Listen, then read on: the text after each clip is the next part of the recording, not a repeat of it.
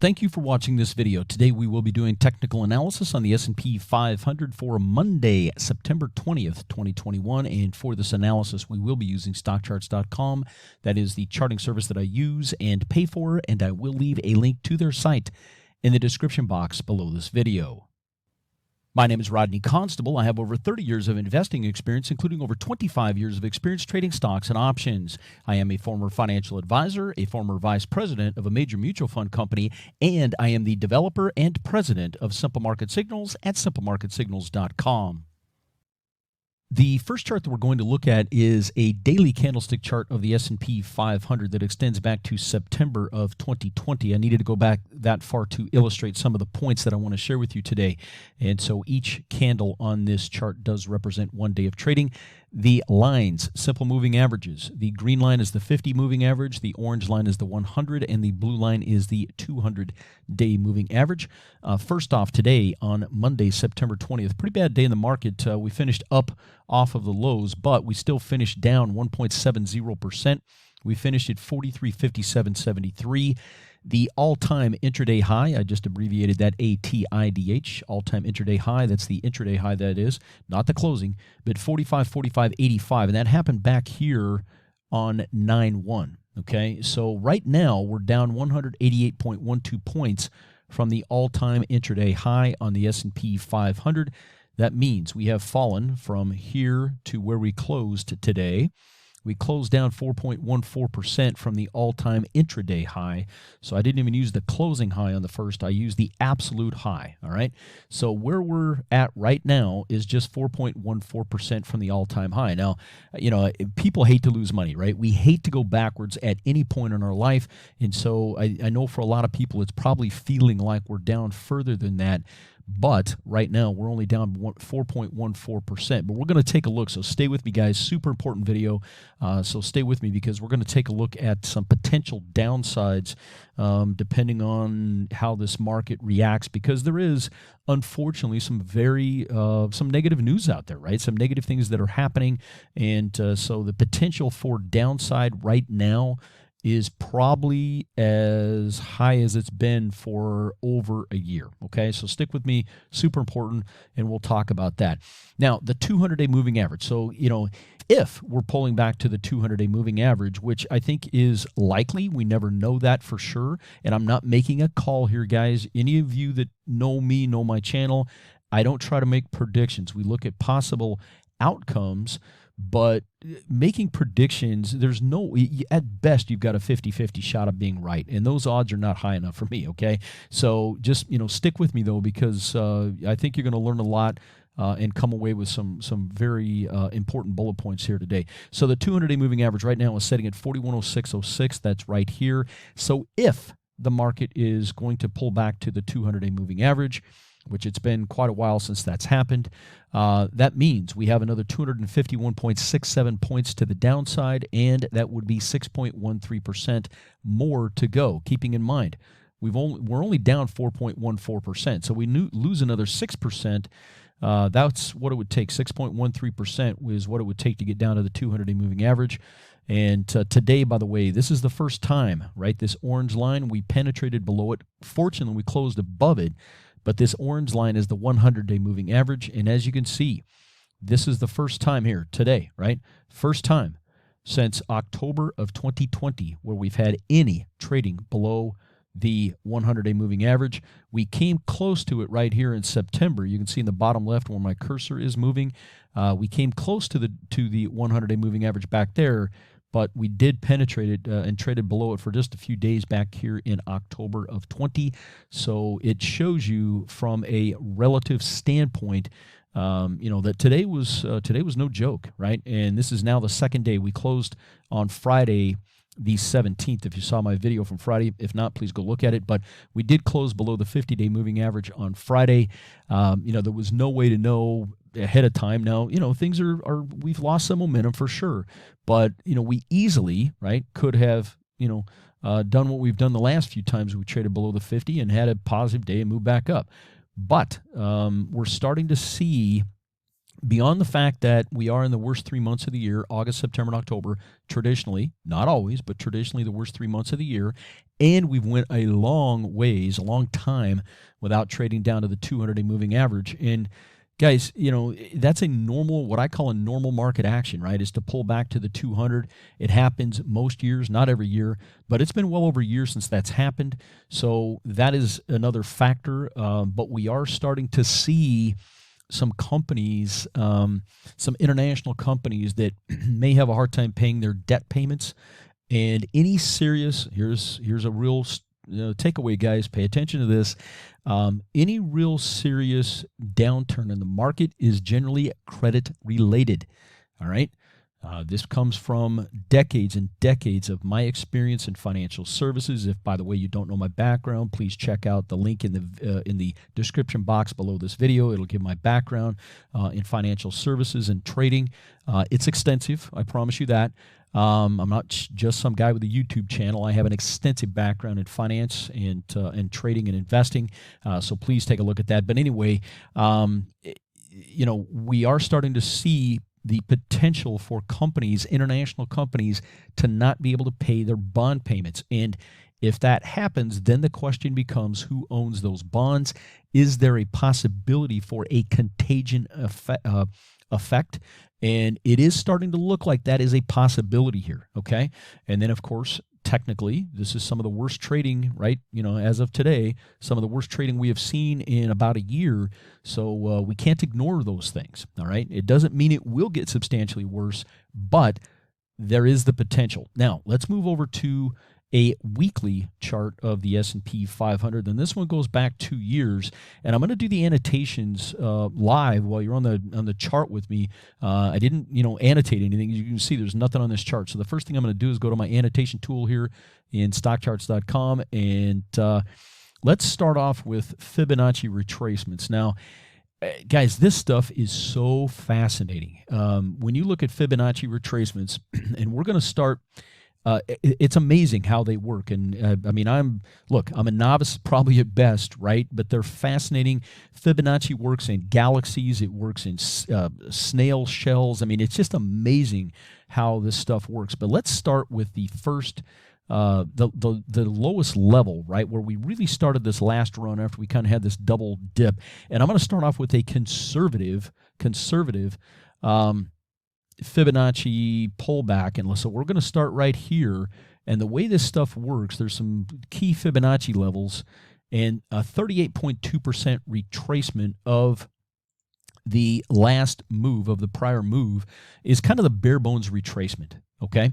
And so what we're going to do here is we're going to just take a look at, if we just start here, and we'll go back here to look at the whole movement from March of 2000 to current. But let's start off with, if we just pull back 38.2% of this move here, that's going to bring us down to, it's hard to see, I know, but 40.4588. So let's just call it 4,100, plus or minus. There's some support right here. And interestingly enough, if we go over here and look at this daily chart, look where that, again, remember where that 200-day moving average is.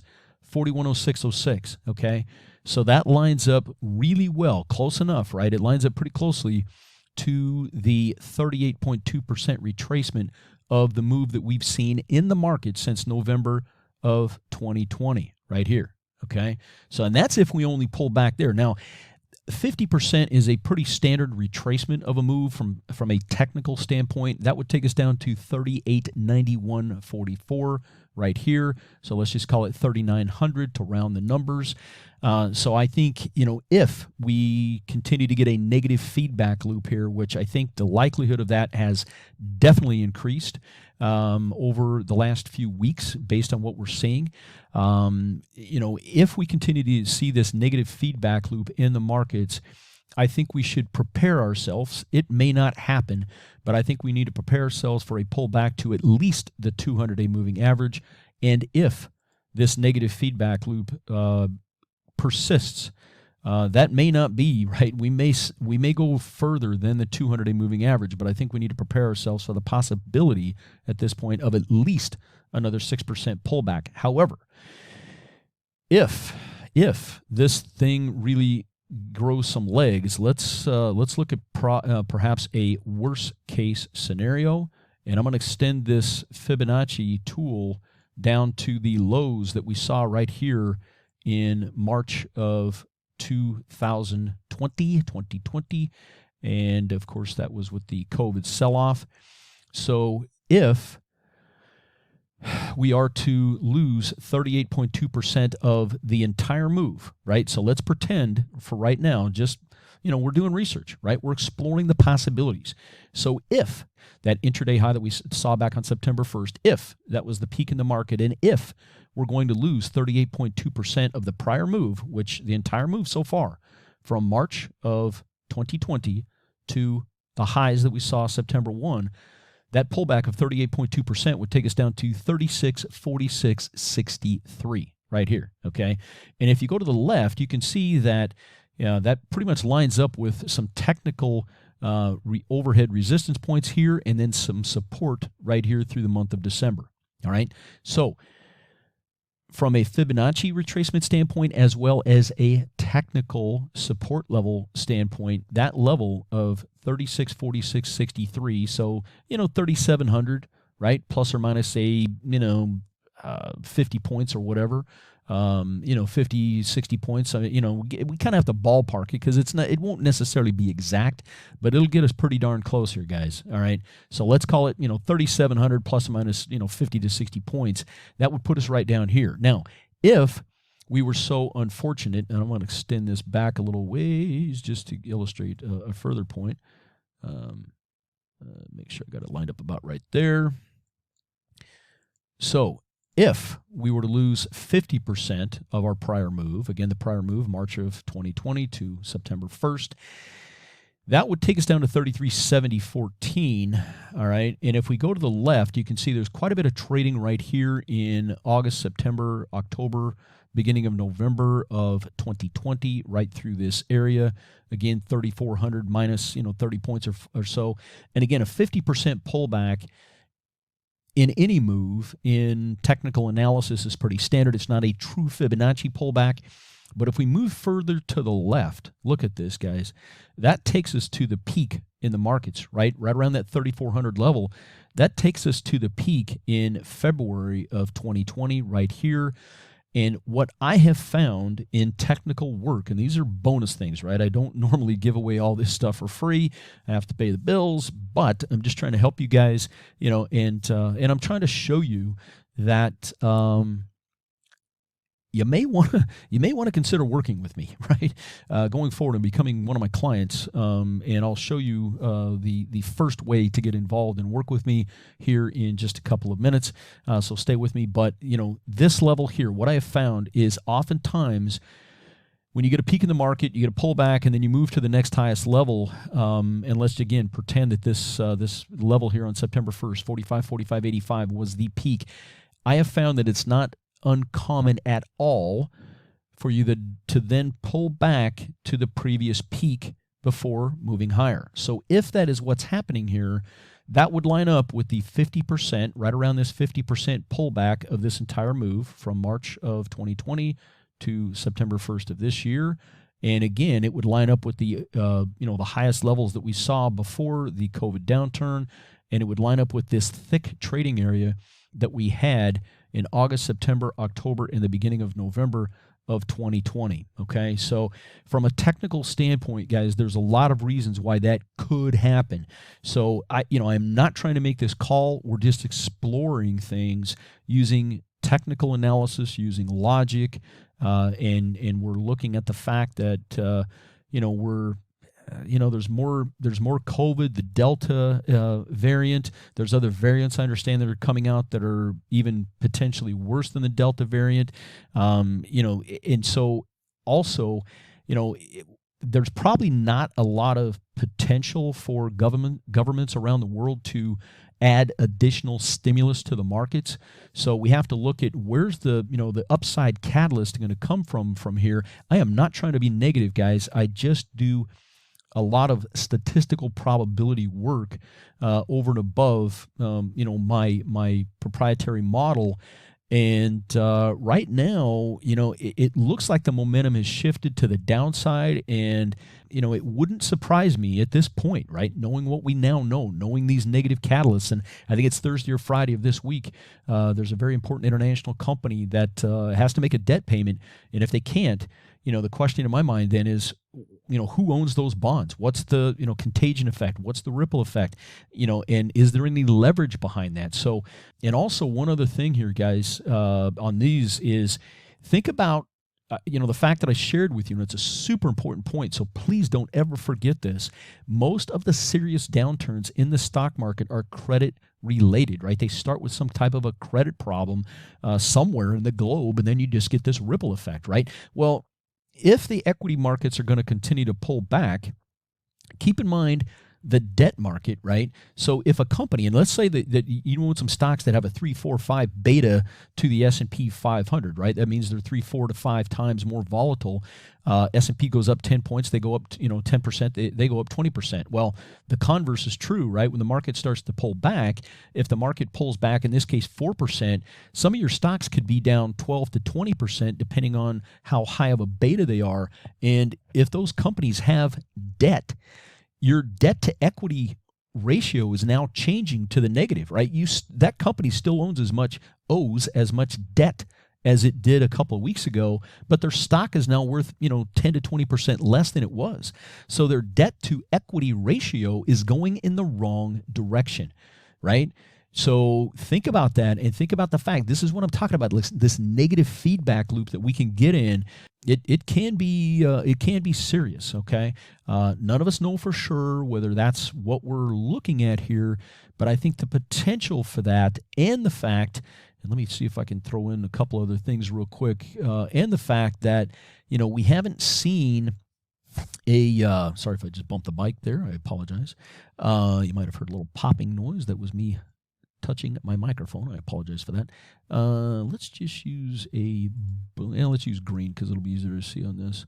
I'm just going to drop in the, it's hard to do this and talk at the same time, guys. There we go. So this is that's, you know what, that's a daily chart. I apologize. I think I told you weekly earlier, but I apologize. So this is the daily chart. And let me go to change this to the 200 then. There we go. That would make a heck of a lot more sense. All right. Now we're going. Okay. So, what we're looking at here is this green line now is the 200-day moving average. And I want to point out that we haven't traded below the 200-day moving average. I mean, we just kind of kissed it right here in June of 2020. We were below it, between, end of February, beginning of March until the end of May. So that is a long time, guys. I mean, that's a pretty long time to stay above the 200-day moving average. So again, statistical probabilities tell us that the longer you go without experiencing a normal event, the more likely that normal event is, you're getting closer to it, right? The more likely it is to happen, right? So, that's just another reason why I think, we need to prepare ourselves to pull back to at least this level here, if not further down. And I'm hoping that a worst case scenario is 3,400. Now that would, it would be bad for sure if that happened. So just because we pulled back, 4.14% and pulled back and traded below but closed above this 100-day moving average, we can't be naive here, guys. We can't assume that it can't get worse than this, okay? Now, you see these 3 arrows right here in the upper right-hand corner of this chart? What this means, these are early warnings, okay? EW means early warnings. And these are 3 days where I sent early warning emails to my clients. Now, think about that. Think about the value of this, okay? And by the way, I don't even charge for this, guys. This is over and above. This is the extra stuff I do for my clients. And I warned them on the 27th of July, on the 18th of August, and then over the weekend, a week ago, I warned my clients 3 separate times here before this downturn that there was some degradation in the data within my proprietary model, okay? So think about that. Just think about that one thing. Now, depending on how quickly things change, sometimes I can't get as many warnings out to people, but this is, guys, I really do try to help people, and I take pride in what I do. And, I do everything I can to help people win. And this is just one example of that. But I wanted to point that out, that 3 separate times over the last couple of months before the market really started to roll over here, I sent out early warning emails to my clients to let them know if they are sensitive to losses and they want to capture some profits made, over the last few months, that these times would be good times to do that. Okay, so kind of think about that, but also stay with me for the next couple of minutes, because I have some additional really, really important information to share with you. So stay with me for at least another couple of minutes. Let me ask you a few questions. Do you manage any of your own money, including in your 401k or your IRA? Have you ever found yourself out of sync with the market, underexposed when the market is rising, or overexposed when the market is declining? If you answered yes to any of these questions, please pay close attention to the balance of this video, because it could be worth a lot of money to you going forward. Would you like the advantage of knowing when it's generally safest and most profitable to be in equities, and when it's most dangerous and generally least profitable to be in equities? To learn more, go to simplemarketsignals.com and watch this video that's on our homepage. Want more charts? Want access to proprietary market information? Want to minimize the likelihood you will experience catastrophic losses in the market? To learn more, go to simplemarketsignals.com and watch this video that's on our homepage. Again, that website is simplemarketsignals.com, and I will also leave a link to this site in the description box below this video.